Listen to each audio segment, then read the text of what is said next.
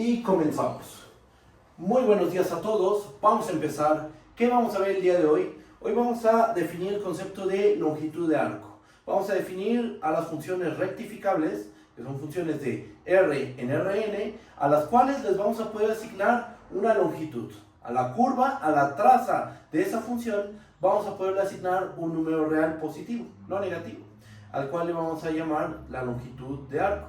Y las funciones que tienen esa virtud se les conoce como funciones rectificables. ¿Ok? Entonces, vamos a empezar definiendo la longitud parcial, que básicamente, o dicho de una manera muy intuitiva, lo que vamos a hacer es aproximarnos con segmentos de recta, con la longitud de segmentos de recta a la longitud de la curva. Naturalmente, al hablar de funciones rectificables, surge el concepto de función de variación acotada. Vamos a definir lo que es una función de variación acotada, solo a platicar algunos conceptos, no vamos a profundizar demasiado, pero vamos a ver la relación entre función de variación acotada y longitud y función rectificable. ¿Ok? Bueno, no digo más, voy a empezar definiendo, recordando más bien lo que es una partición en un intervalo. ¿Ok? Empezamos.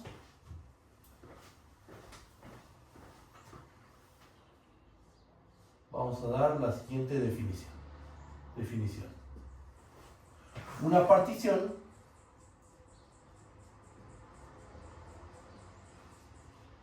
del intervalo A, B es un conjunto P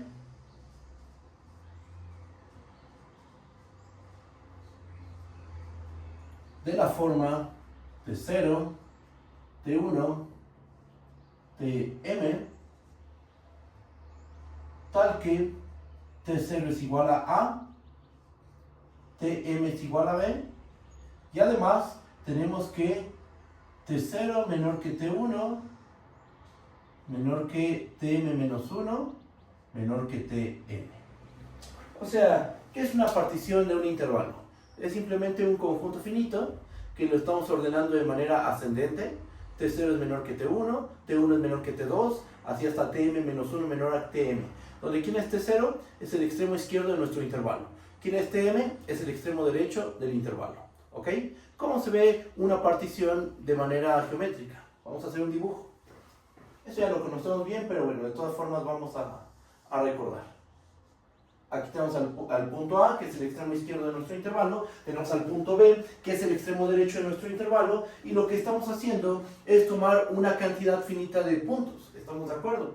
El punto T0, ¿quién es? Es el extremo izquierdo de tu intervalo. Después, aquí tenemos a T1, T2, por aquí a lo mejor anda Tm menos 1, y por último tenemos a Tm. Bien, es una partición de un intervalo A, B. ¿Qué más necesitamos? En un conjunto, en una bolsa, vamos a meter a todas las particiones del intervalo A, B. Denotemos por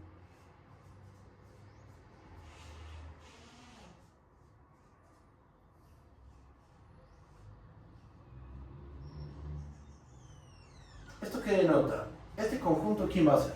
Va a ser el conjunto de P's, tales que P es una partición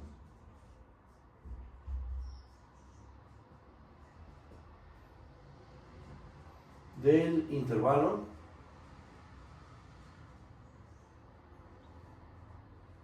A, B. Ok, en un conjunto vamos a meter a todas las particiones del intervalo A, B. Hay muchísimas particiones. Hay una infinidad de particiones posibles del intervalo B, y a todas ellas las vamos a meter en un intervalo, en un conjunto, en el conjunto de particiones del intervalo A, B. ¿Ok? Otro concepto más acerca de particiones que nos va a ser muy útil es el concepto de refinamiento. Definición, vamos a recordarlo. Definición. Vamos a tomarnos dos particiones del intervalo A, B. Sean P y Q, dos particiones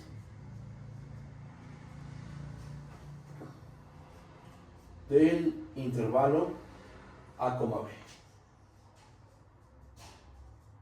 Decimos que Q refina a P si P se queda contenido en Q. ¿Ok? Eso es refinar. Tienes dos particiones y decimos que la partición Q refina la partición P si P se queda contenido en Q. Básicamente, una partición Q refina una partición P porque es más grande, Q es más grande que la partición P. ¿Con qué relación? Con la relación de contención. ¿Ok? Bueno, este concepto también nos va a ser muy útil. Y ahora sí, vamos a entrar en materia. ¿Qué es lo que queremos nosotros? Vamos a dibujar una función de R en Rn. Vamos a interpretar geométricamente las cosas. Imagínense que tenemos una función gamma, la cual le vamos a empezar a poner más restricciones. Ya no la vamos a pensar en cualquier subconjunto de R. Vamos a estar trabajando sobre un intervalo cerrado, de principio sobre un intervalo cerrado.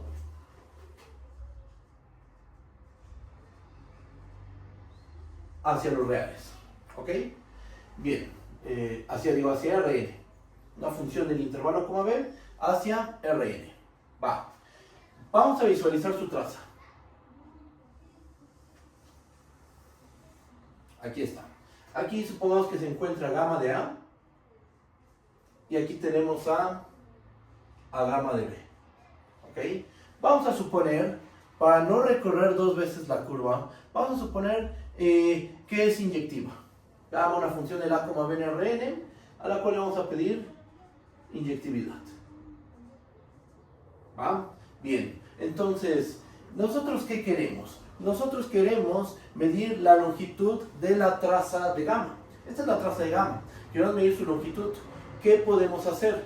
Nosotros, ¿qué tipo de curvas sabemos medir su longitud? Por ejemplo, si tú tienes un segmento que va del punto A al punto B, ¿cómo podemos medir la longitud de esta curva? Llamémosle gamma. ¿Cuál es la longitud de gamma? ¿Cómo podemos medir esa longitud? Pues calculamos la distancia del punto A al punto B. ¿Estamos de acuerdo? Y con eso obtenemos la longitud de la curva.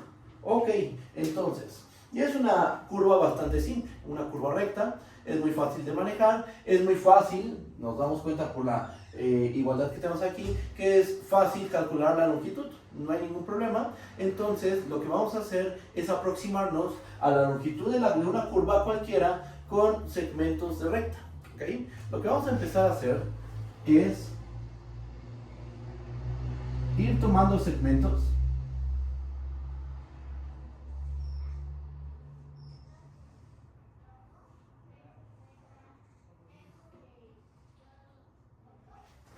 y nos vamos a ir aproximando a la longitud de la curva.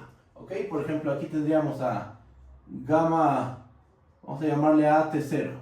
Después este punto que sea gamma de T1. Gamma de T2. Gamma de T3.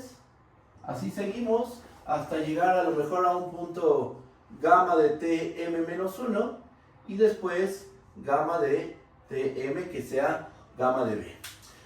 ¿Qué es lo que estamos haciendo? Vamos a aproximarnos vamos a aproximar la longitud de la curva con segmentos de recta, con poligonales, una unión finita de segmentos de recta. A cada segmento de recta le vamos a calcular su longitud.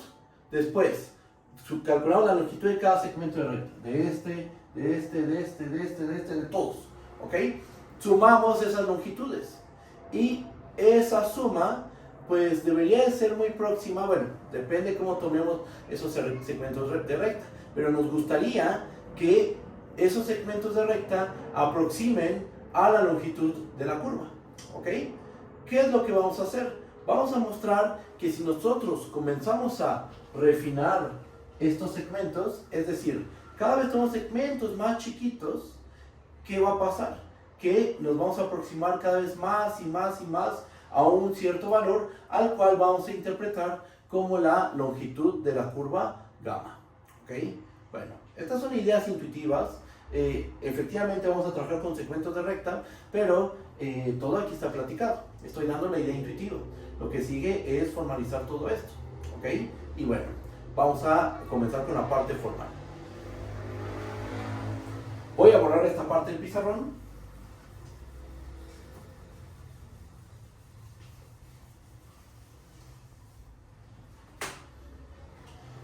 Y vamos a hacer lo siguiente. Definición. Vamos a definir la definición. Vamos a definir la longitud parcial respecto a una partición. ¿Qué es eso? Bueno, vamos a definirlo.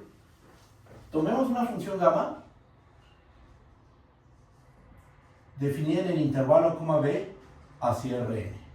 Una función. Y vamos a tomar una partición del intervalo b. Sea P igual a T0 hasta Tm, una partición del intervalo A,B. Definimos la longitud parcial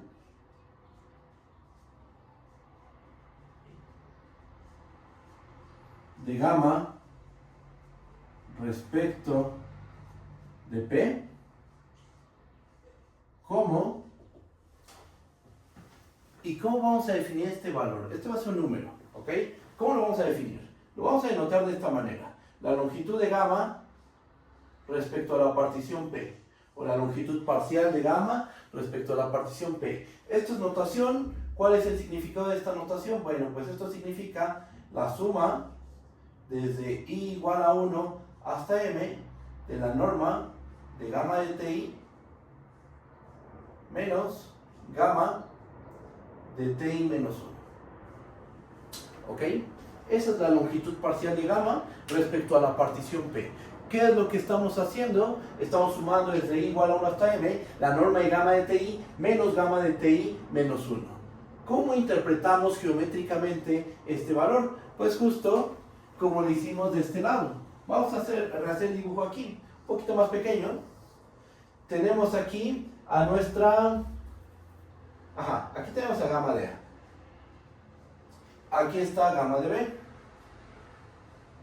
Ahora, lo que estamos haciendo es tomamos una partición del intervalo A,B, T0, T1 hasta Tm.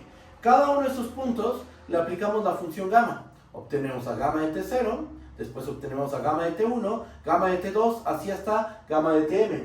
Esos puntos, ¿dónde los visualizamos? En la traza de la curva. Entonces aquí tenemos a gamma de T0, por aquí tenemos a gamma de T1, gamma de T2,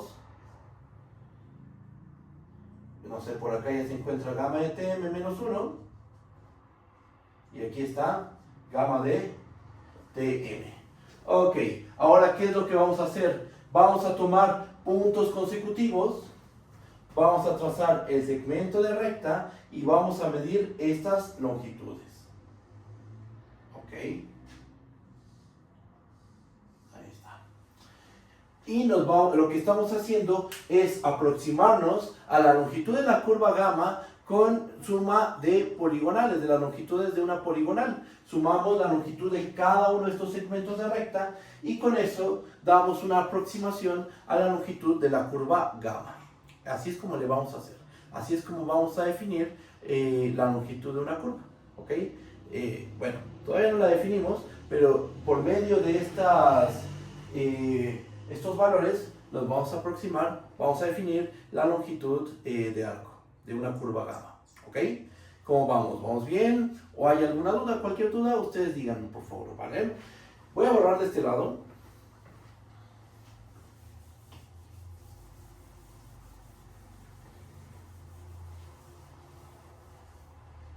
Y entonces uno dice, ok, estás tomando poligonales, le estás calculando su longitud porque es fácil calcular una longitud a una poligonal ya que está conformada por una cantidad finita de segmentos de recta y a cada segmento de recta le calculas su longitud. Ok, estás tomando esas poligonales, pero ¿qué te garantiza que esas poligonales se van a ir aproximando a la longitud de arco? Bueno, pues vamos a hacer lo siguiente. Primer paso, vamos a demostrar que si nosotros refinamos a la partición P, la longitud parcial va a crecer. ¿ok? Que es algo bastante natural y es lo que uno esperaría. Si tú empiezas a tomar poligonales cada vez más chicas, con segmentos de recta cada vez más pequeños, esa poligonal cada vez debe estar más pegada, más encimada a la curva gamma. Y como está más pegada, más encimada a gamma, la aproximación intuitivamente tiene que ser mejor, ¿ok? Entonces, vamos a demostrar algo formal que intuitivamente es claro. Bien, empezamos con, vamos a enunciar el teorema y lo vamos a demostrar. Vamos a ponerlo como un lema. Vamos a tomarnos, sea gamma, una función del intervalo coma b en Rn. Una función. Sean P y Q dos particiones del intervalo A, B. Y vamos a tener lo siguiente. Tienes dos particiones del intervalo A, B. Lo que vamos a demostrar es que si Q refina P, si Q refina a P, entonces, ¿qué va a pasar con las longitudes parciales? Pues van a crecer. La longitud parcial de gamma respecto a la partición P va a ser menor o igual a la longitud parcial de gamma respecto a la partición Q. ¿Ok? Vamos a demostrar este resultado. ¿Cómo vamos a hacer la prueba? La vamos a hacer por inducción matemática. Sin embargo, yo lo que voy a hacer es el paso base, que es el más interesante, y ustedes van a hacer el paso inductivo y concluir. ¿Ok? Pero el paso base es el más interesante. ¿Cómo va a estar esto? Vamos a suponer que Q refina P. ¿Estamos de acuerdo? Entonces, intuitivamente Q tiene más elementos que P. Ajá, porque Q contiene a P. Vamos a suponer primero que Q contiene exactamente un punto más que P. Después, el paso inductivo es suponer que Q tiene n elementos más que P y después lo demuestran para n más 1. ¿Ok? Y bueno, yo hago el paso base, que es la parte más interesante, y ustedes como un ejercicio hacen el caso general. ¿Bien? Ok, entonces, borro este lado.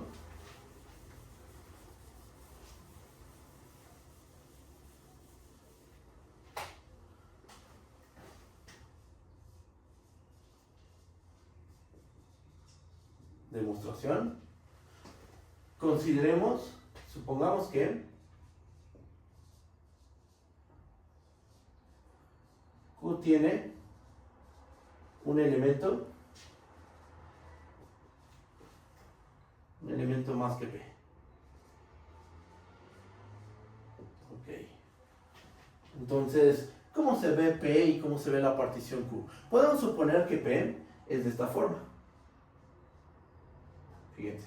T0 es A, ¿verdad? T1, después por aquí se encuentra TI0, después aquí está TI0 más 1, hasta llegar a TN. ¿Por qué pongo TI0 y TI0 más 1? Bueno, porque la partición Q se supone tiene un punto más, ¿estamos de acuerdo? Es lo que estamos suponiendo. Entonces, vamos a suponer que tiene a T0, a T1, aquí está TI0, y justo en medio de TI0 y TI0 más 1, vamos a agregar un punto adicional, al cual le vamos a llamar T estrella, por ejemplo. T estrella, TI0 más 1, y después tenemos por último, a TN. Ok, ahora, ¿qué vamos a hacer? Pues el objetivo es demostrar que la longitud parcial de gamma con respecto a P es menor o igual a la longitud de gamma respecto a la partición Q. ¿Ok? Bien, ¿cómo lo hacemos? Empecemos calculando la longitud parcial de gamma respecto a la partición P. Así las cosas,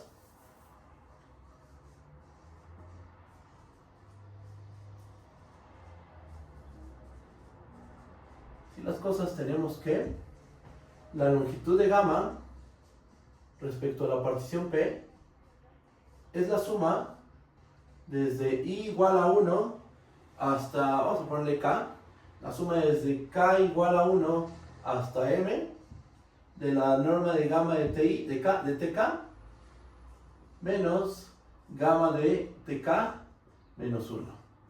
¿Ok? Ahora, vamos a hacer lo siguiente. Vamos a descomponer esta suma en un total de 3 sumas. Ajá. Tenemos m sumados. Bueno, vamos a particionarlos de una forma. Vamos a dividir esa suma en 3 sumados. ¿Ok? ¿Cómo le hacemos? Vamos a tomarnos la suma desde k igual a 1 hasta m la suma desde k igual a 1 hasta I0 de la norma de gamma de tk menos gamma de tk menos 1. Después, más la suma desde k igual a, en un segundo,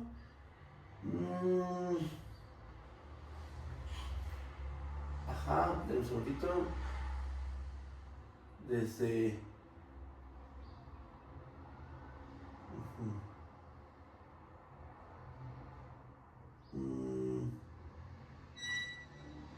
sí, vamos a hacer la suma desde a ver,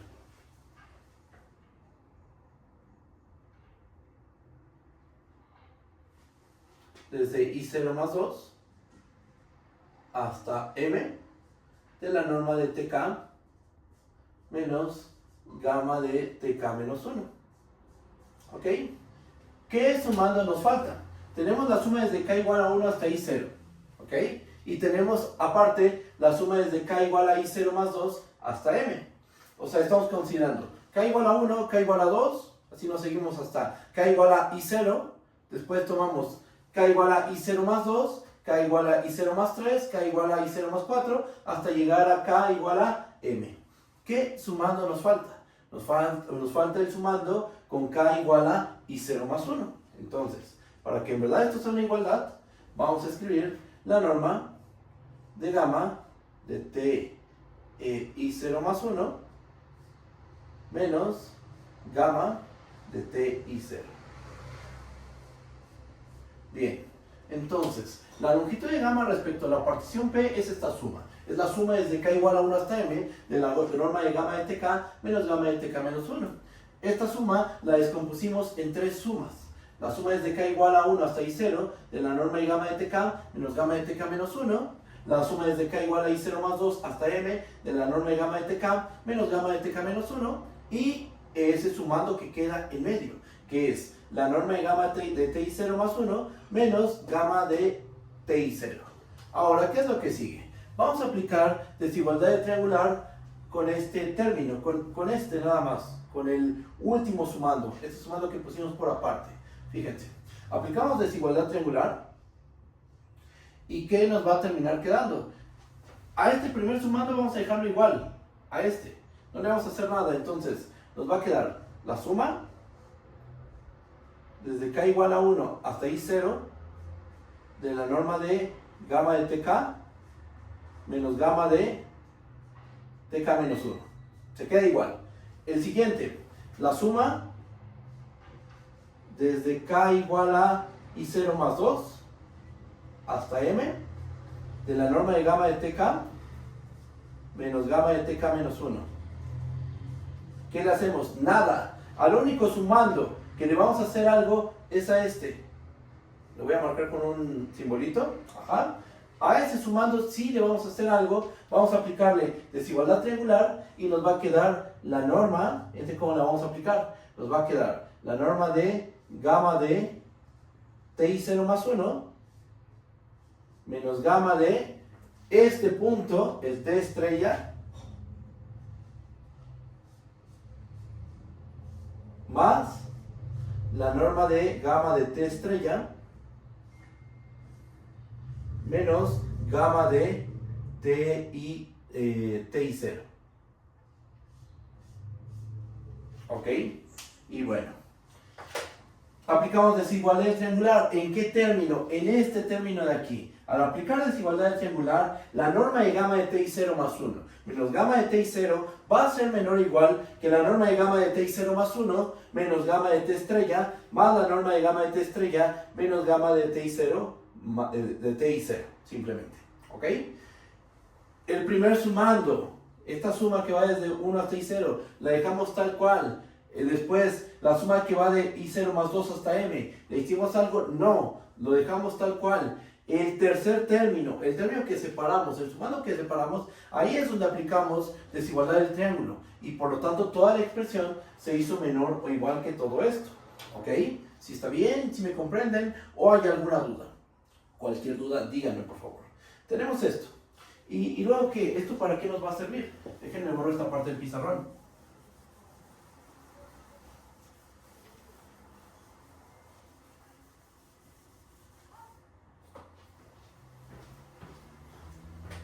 Quiero que noten que la suma desde k igual a 1 hasta I0 de esta distancia, la suma desde k igual a I0 más 2 hasta M de esta distancia, más esta distancia, más esta distancia, eso es precisamente la longitud parcial de gamma respecto a la partición Q.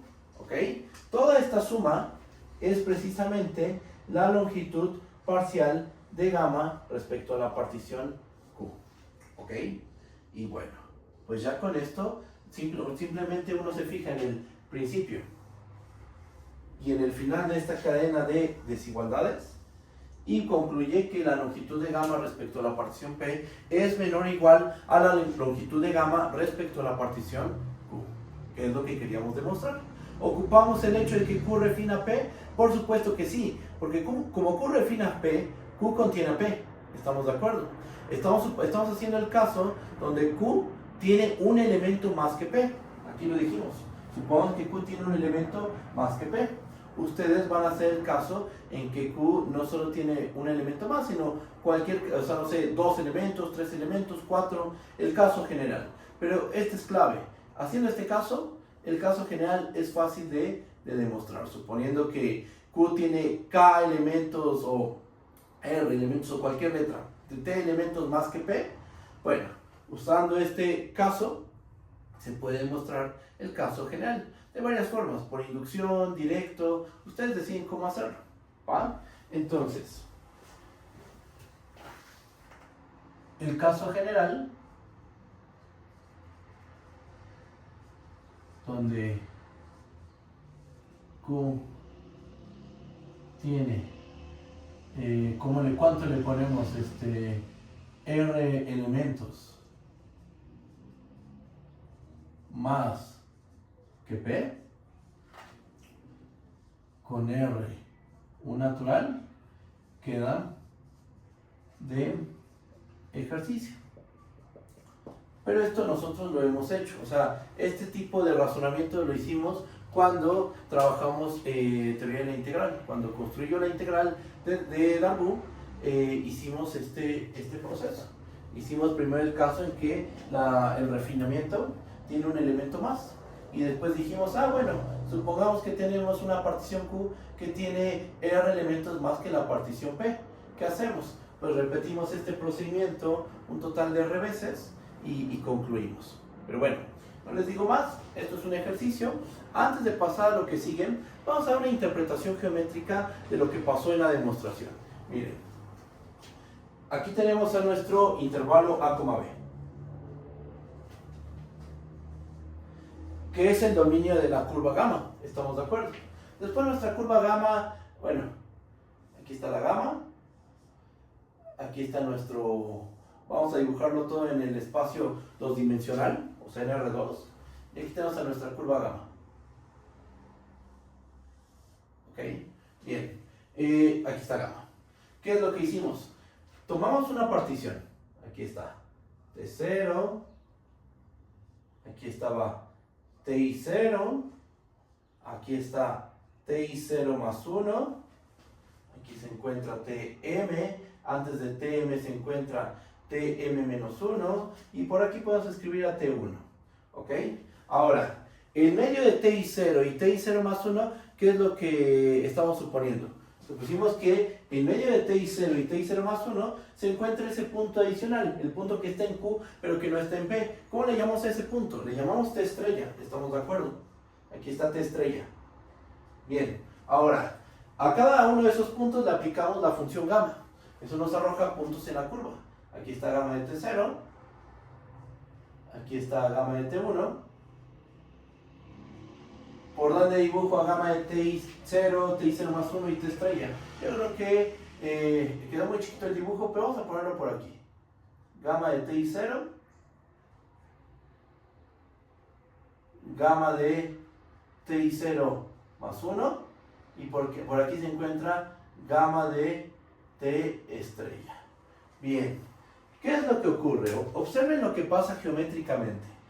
Si calculamos la longitud de gamma con respecto de P hasta este punto, y la longitud de gamma con respecto de Q hasta este punto, o sea, nos fijamos en los primeros sumandos hasta llegar a gamma de T0, las longitudes parciales se comportan de la misma manera, porque tenemos los mismos puntos. La cosa cambia cuando llegamos justo al punto que tiene Q y no tiene la partición P. Cuando llegamos al intervalito T0, T0 más 1. Ahí en medio se encuentra T estrella. Fíjate, con gamma, con la partición P, ¿cómo calcularíamos aquí el segmento? La longitud del segmento. Iría de gamma de T0 a gamma de T0 más 1, con la partición P. Pero con la partición Q, como T estrella está entre T0 y T0 más 1, entonces vamos a hacer este procedimiento. Pasamos de gamma de T0 a gamma de T estrella, y luego de gamma de T estrella a gamma de T0 más 1. Se nos genera un triángulo. ¿Quién es más grande? ¿Un lado o la suma de los dos lados restantes? La suma de los dos lados restantes es mayor, lo cual geométrico, esa es la interpretación geométrica. Aquí vamos a tener mayor longitud si sumamos esta longitud y esta otra, que es solo la longitud del segmento que va de gamma de T0 a gamma de T0 más 1. Que formalmente eso donde lo hicimos, al momento de aplicar desigualdad del triángulo, justo aquí, cuando aplicamos desigualdad del triángulo solo en este término, la norma de gamma de T0 más 1 menos gamma de T0, ahí aplicamos desigualdad del triángulo, ¿ok? Que geométricamente esto fue lo que hicimos, ¿ok? Y bueno, ya está la explicación geométrica de lo que pasó de manera formal, y con esto ya tenemos la demostración, ¿vale? ¿Cómo lo ven? ¿Sí está bien? ¿O hay alguna duda? Cualquier duda díganme, por favor, ¿va? Bien, voy a borrar la parte del medio.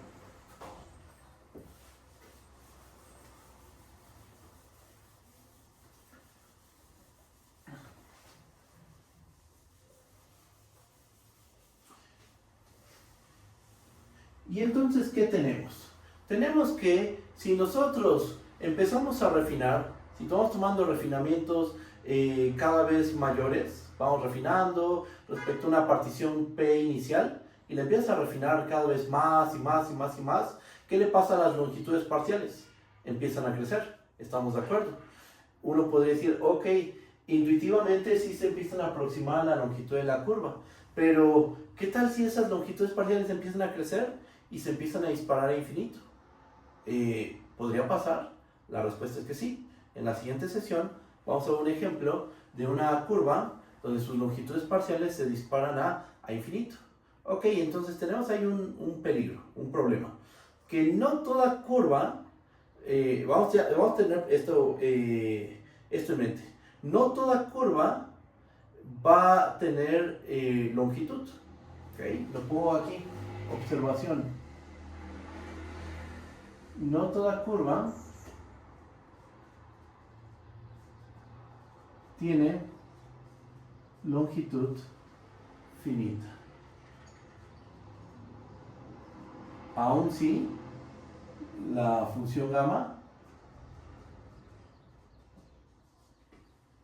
es continua. Esto lo dejo pendiente. ¿Ok? Aun cuando la función gamma sea continua, no tiene por qué tener longitud finita la curva. Y es que continuidad es algo muy potente, ¿estamos de acuerdo? Entonces uno podría pensar, si yo pido continuidad, pues ya debe tener un muy buen comportamiento a tal grado que su longitud es finita. No, no tiene por qué ocurrir eso, ¿ok? Esa es una. Otra, entonces, si no todas las curvas tienen longitud finita, ¿cómo vamos a definir? Y sabemos que cuando tú refinas van creciendo las longitudes, ¿Cuál es la mejor forma de definir la longitud de una curva? Bueno, teniendo presente estas dos cosas, vamos a dar la definición de lo que es una función rectificable o longitud de arco. Miren, fíjense. Definición. Recuerden, refinas, crecen las longitudes, pero no toda curva tiene longitud finita. Entonces, hay que decir que están acotadas las longitudes parciales y lo más seguro es que, ¿cómo vamos a definir la longitud de la curva? Como un tipo supremo, ¿ok? O más bien un supremo, así es como se va a definir. Va la definición. Tomemos una función gamma. Sea gamma una función definida en el intervalo b hacia Rn. Una función. Decimos que gamma es rectificable o que gamma tiene longitud de arco sobre el intervalo a, b si el conjunto de las longitudes parciales está acotado superiormente. El conjunto de las longitudes de gamma respecto a la partición P, tal que P pertenece al conjunto de particiones del intervalo a, b, ese conjunto es un conjunto de números reales, estamos de acuerdo, porque estos valores que son números reales, estamos de acuerdo. Entonces, si ese conjunto de números reales está acotado superiormente,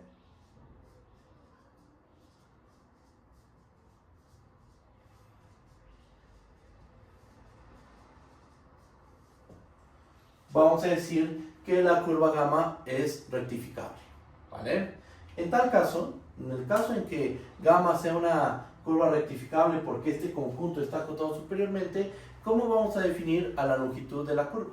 Déjenme borrar esta parte del pizarrón.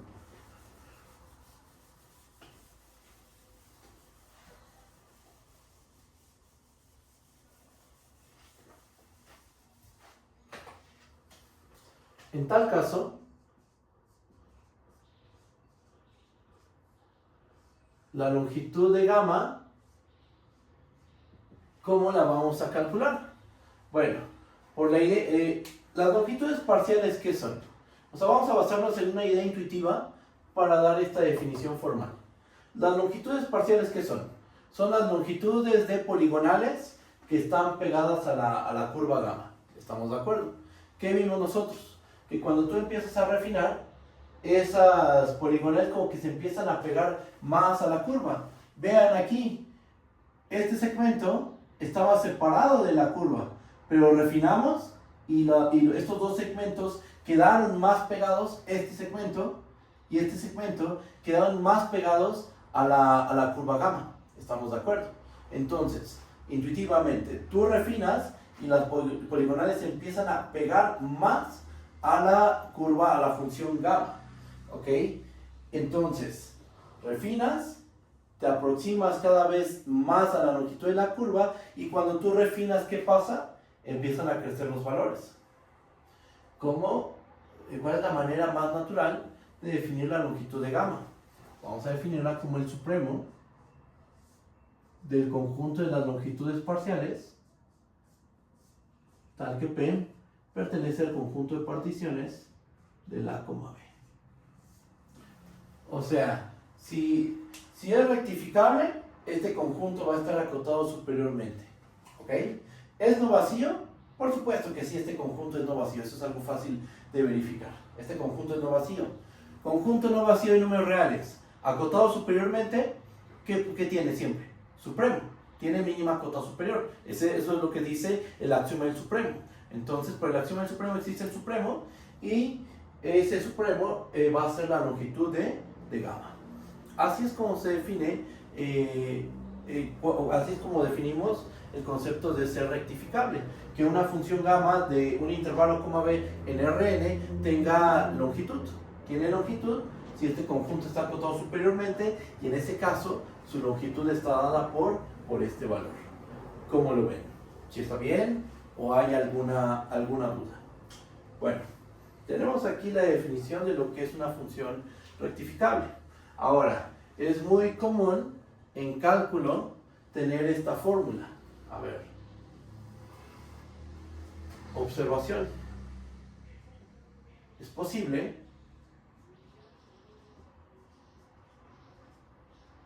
que, vamos a escribirlo así, en algunos libros de cálculo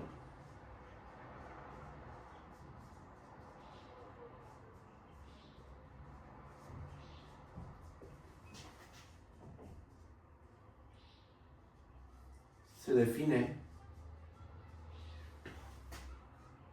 la longitud de arco de gamma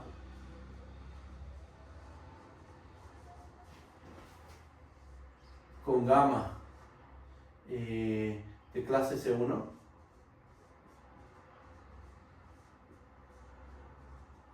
que es el clase C1, que existe la derivada y la derivada vista como función es continua. ¿Ok?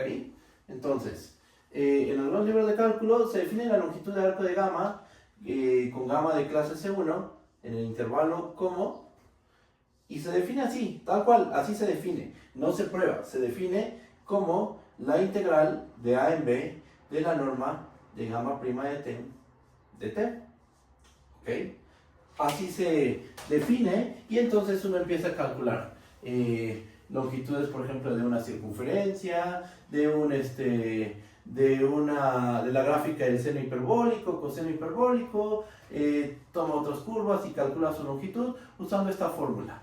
Ok, está bien eso, es correcto, no tiene nada de malo hacer las cosas de esa manera, pero nosotros estamos dando una definición más primitiva. ¿Ok? Estamos definiendo en general lo que significa que una función gamma no necesariamente de clase C1 sea rectificable. Y lo que nosotros vamos a demostrar es que cuando tenemos una gamma de clase C1 va a ser rectificable y que su longitud de gamma, que por definición es este supremo va a coincidir con esta integral. Es decir, esta no es nuestra definición de longitud de arco. Nuestra definición de longitud de arco va más allá de las funciones de clase C1. Aquí nosotros simplemente tomamos una función del intervalo b en Rn, ¿ok? Y definimos ser rectificable, que gamma sea rectificable como aquella función que tiene longitudes parciales, su conjunto de longitudes parciales está acotado superiormente. ¿Y cómo definimos la longitud de la gamma? Como el supremo de las longitudes parciales. Así es como nosotros le hicimos. Y vamos a demostrar que si además la gamma es de clase C1, esta va a ser rectificable y se va a satisfacer esta igualdad. ¿Ok? Bueno, ¿qué más? Antes de llegar a ese resultado, voy a introducir el concepto de función de variación acotada y ahí vamos a terminar la sesión de hoy. Déjenme, borro esta parte del pizarrón.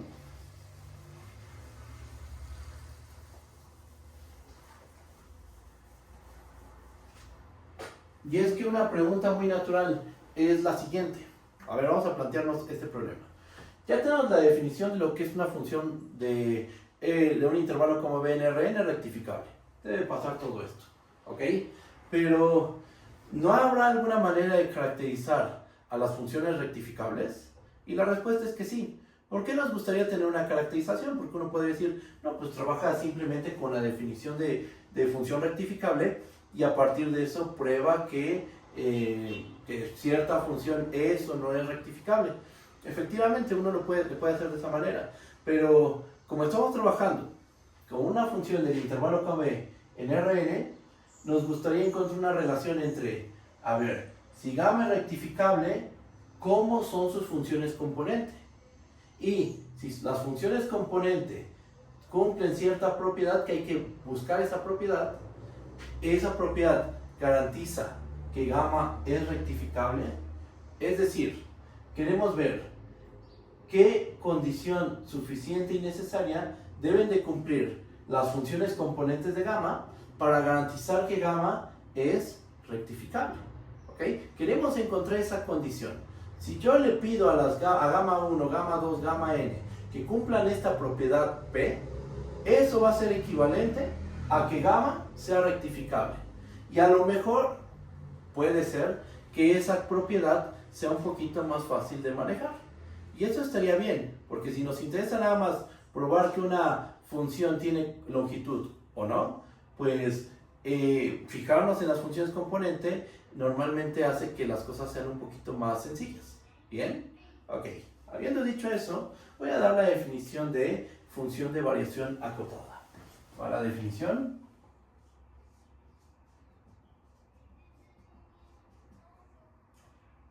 vamos a tomarnos una función f definida en un intervalo, b en los reales. ¿Okay? Decimos que f es de variación acotada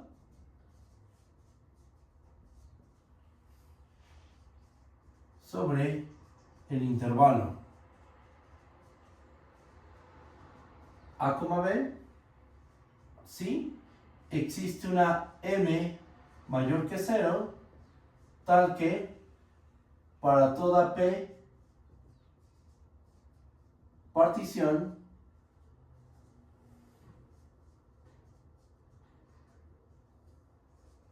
del intervalo a, b se tiene que, fíjense lo que vamos a hacer, vamos a tomarnos la suma desde k igual a 1 hasta m del valor absoluto de f de tk menos f de tk menos 1,